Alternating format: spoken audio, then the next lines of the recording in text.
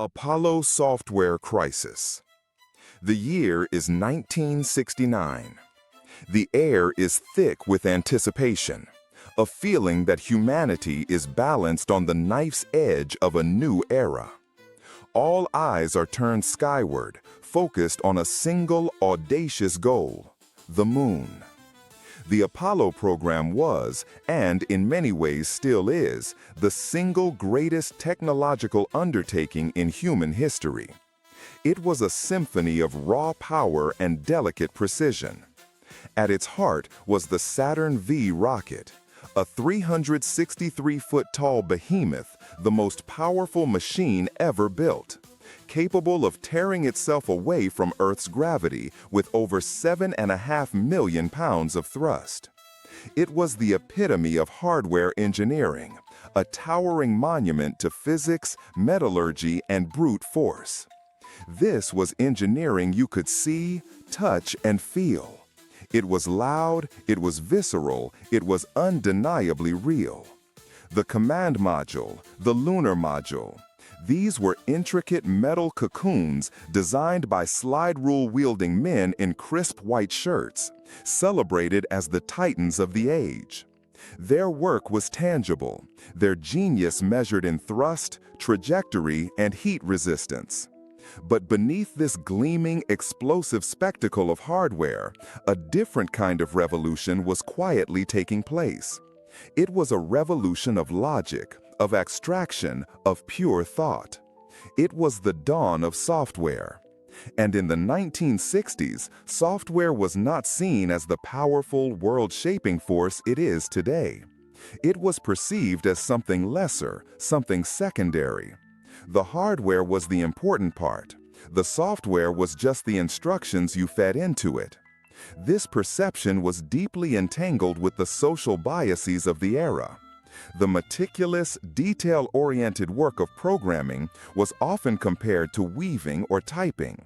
It was seen as a form of clerical labor, a support role. And because of this, it was largely considered women's work. Long before the tech bros of Silicon Valley, the original coders, the human computers who performed complex calculations by hand for NASA and the military, were overwhelmingly women. They were brilliant mathematicians, but their role was often framed as secretarial. When these calculations were moved to electronic computers, it seemed natural for women to follow, programming the machines to do the work they once did by hand. The term software engineering didn't even exist yet. The people writing the code were called programmers or coders, titles that lacked the gravitas of engineer. This is the world in which the Apollo Guidance Computer, or AGC, was born. Tucked away at the MIT Instrumentation Laboratory, a team was tasked with a challenge that was, in its own way, as monumental as building the Saturn V. They had to create the brain and nervous system for the entire Apollo mission. And leading the team for the onboard flight software was a young woman named Margaret Hamilton. The pressure on her and her team was unimaginable. They weren't just writing a program, they were inventing an entire discipline on the fly. The constraints were brutal. The AGC had a vocabulary of just 38,000 words, stored on painstakingly hand-woven copper wire ropes. Today, a single high-resolution photo on your phone takes up more memory than the entire Apollo 11 guidance system. Its processing power was less than that of a modern digital watch. Yet, into this tiny, primitive digital space, Hamilton's team had to pour the intelligence required to navigate through the hostile vacuum of space, orbit the moon, and, most terrifyingly, descend to its surface. There was no room for error. A bug in a modern app might cause it to crash. A bug in the Apollo software could mean the difference between life and a silent, lonely death 250,000 miles from home. Hamilton later recalled the mindset. There was no second chance. We knew that. We took our work very seriously. They pioneered concepts we now take for granted: testing, debugging, system integration. Hamilton herself was a stickler for what she called extra careful development, forcing her team to consider every possible failure point, every unlikely contingency. She famously brought her young daughter, Lauren, to the lab on weekends.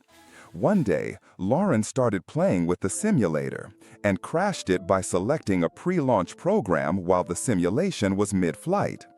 Hamilton realized that an astronaut could potentially make the same mistake.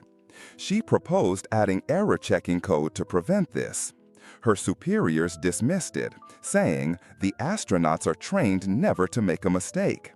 But Hamilton persisted. She knew that in a high-stress environment, human error wasn't just possible, it was probable. This foresight, this obsession with what could go wrong, would become the defining characteristic of her work. While the world marveled at the rocket, the real tightrope walk was happening in the lines of code being meticulously crafted at MIT, preparing for a moment when the gleaming hardware would falter, and humanity's greatest adventure would rest entirely on the shoulders of the women's work that everyone had underestimated. Block 2. Code-saved mission. The final moments of the descent were a symphony of controlled chaos. Inside the lunar module, named Eagle, Neil Armstrong and Buzz Aldrin were no longer passengers. They were pilots, their eyes scanning the unfamiliar, crater-pocked landscape rushing up to meet them. The world held its breath, listening to the crackling, otherworldly communications between the moon and Mission Control in Houston. The landing site their trajectory was taking them to was a field of boulders. Armstrong took semi-automatic control, his hand on the joystick, searching for a safe spot to land with fuel draining at a terrifying rate. The tension was already at its absolute peak. And then it got worse. A shrill alarm cut through the cabin. A yellow light flashed on the D-Sky, the display/keyboard interface of the Apollo guidance computer. On it, two numbers appeared, 1202. A few seconds later, another, 1201. To the astronauts, these were cryptic, terrifying codes. To the engineers in Mission Control, they were a nightmare realized. 1201 and 1202 alarms meant one thing: executive overload. The computer was overloaded. In layman's terms, the AGC was being asked to do more calculations than it was physically capable of performing in the time allotted. It was the 1969 equivalent of your laptop freezing with the spinning wheel of death, only this laptop was responsible for landing 2 human beings on the moon. The immediate protocol for such an error was clear: abort the mission. The risk of a catastrophic computer failure during the most critical phase of the flight was too great. In Houston, the flight director, the legendary Gene Kranz, famous for his "failure is not an option" mantra, turned to his guidance officer, a 26-year-old engineer named Steve Bales. The fate of the mission rested on Bales's next word. He had about 15 seconds to make a recommendation: abort or go. The world was on the brink of witnessing the most spectacular failure in history. But what no one in the public knew was that this exact scenario, this terrifying overload, was something Margaret Hamilton had prepared for. The problem, as it was later discovered, was a hardware switch. The rendezvous radar, used for docking with the command module, had been accidentally left in a position where it was feeding a constant stream of useless data to the computer, stealing precious processing cycles. It was a classic human hardware interface error, exactly the kind of unforeseen problem Hamilton worried about. This is where the genius of her software design shone through. Hamilton hadn't just written a list of instructions for the computer to follow. She had designed an entire operating system, a sophisticated architecture she called the asynchronous executive. Think of it like a brilliant emergency room doctor during a catastrophe. A dozen patients arrive at once, all needing attention. The doctor doesn't just start with the first one in line and work their way down. They perform triage. They instantly assess who has a life-threatening injury and who has a broken arm. They prioritize. Hamilton software did exactly that. When the flood of useless radar data came in, the asynchronous executive recognized that the computer was reaching its limit. But instead of crashing, it performed an automatic triage. It scanned its list of jobs and understood their importance. Jobs like steer the engine and calculate altitude were top priority. Jobs like process rendezvous radar data and update display were lower priority. With surgical precision, the software shed the non-essential tasks to free up resources for the ones that were critical for landing. The 1201 and 1202 alarms weren't a sign that the system was breaking. They were a feature. It was the computer's way of telling the astronauts, "Hey, I'm extremely busy right now, but don't worry, I've got this. I'm ignoring the less important stuff and focusing on getting you to the ground safely." Back in Mission Control, Steve Bales knew this. He and his team had studied Hamilton's design. They had run the simulations. He understood that the alarms were part of a robust error recovery system. He trusted the software. He leaned into his microphone and gave the call that would echo through history. "Go. We're go on that alarm." He repeated the call as the alarms continued to flash. Because of his trust in Hamilton's code, Krantz gave the final go to the crew. Minutes later, Armstrong's calm voice crackled over the intercom. "Houston, Tranquility Base here. The Eagle has landed."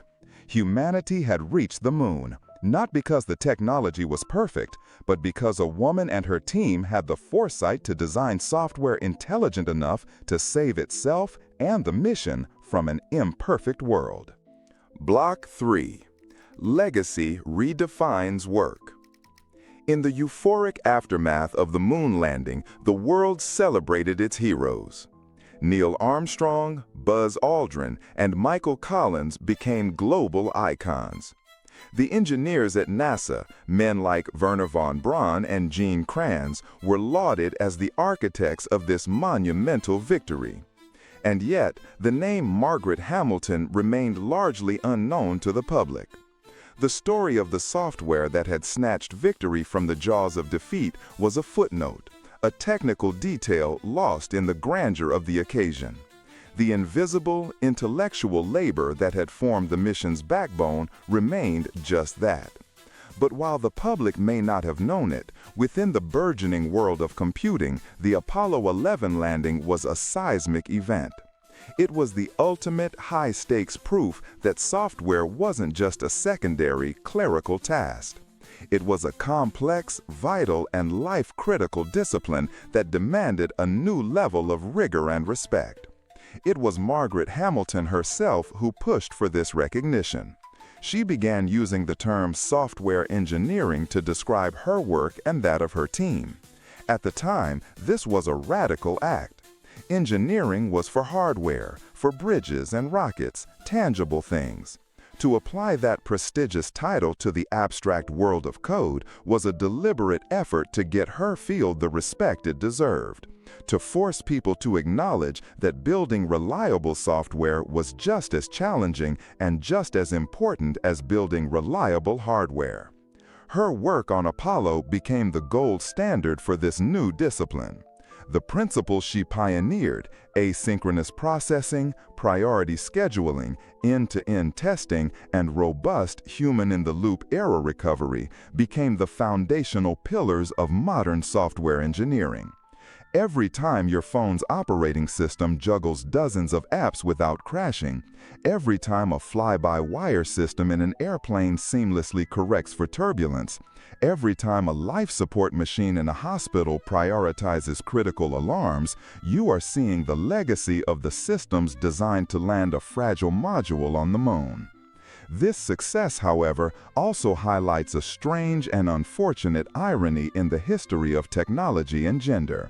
In the early days, when programming was seen as low-status women's work, women were a dominant force in the field. But as the Apollo mission proved software's critical importance, the field began to formalize and gain prestige. Universities created computer science departments, salaries skyrocketed, and a distinct professional culture emerged. And as the status of the programmer rose, the women who had pioneered the field were increasingly pushed to the margins. The image of the coder shifted from the meticulous female computer to the nerdy, often male, Silicon Valley whiz kid. The very work that women had defined became a male-dominated profession, a story that has repeated itself across many industries as they gain economic and cultural power. What was once dismissed as akin to typing became a celebrated form of genius, but the credit was rarely given to the women who laid the groundwork. It took decades for Margaret Hamilton's contribution to be fully recognized. A photograph of her from 1969, standing proudly next to a stack of the Apollo navigation software printouts as tall as she was, went viral in the 21st century, finally giving a face to the unsung hero of the mission. In 2016, she was awarded the Presidential Medal of Freedom, the highest civilian honor in the United States. The citation celebrated her for creating, quote, the concepts of modern software. The story of Margaret Hamilton and the Apollo software is more than just a fascinating piece of tech history. It's a powerful lesson about how we define and value work. It challenges our biases about what a hero looks like, what an engineer looks like, and what constitutes a critical contribution. The most important work isn't always the loudest or the most visible. Sometimes it's the quiet, meticulous foresight that prevents the disasters we never see. Her code didn't just save the Apollo 11 mission, it redefined a field and forced the world to recognize that the intelligence of the machine, the very soul of our modern world, was often born from the undervalued labor of women's work. It was the work that took us to the moon, and it's the work that continues to propel us forward today.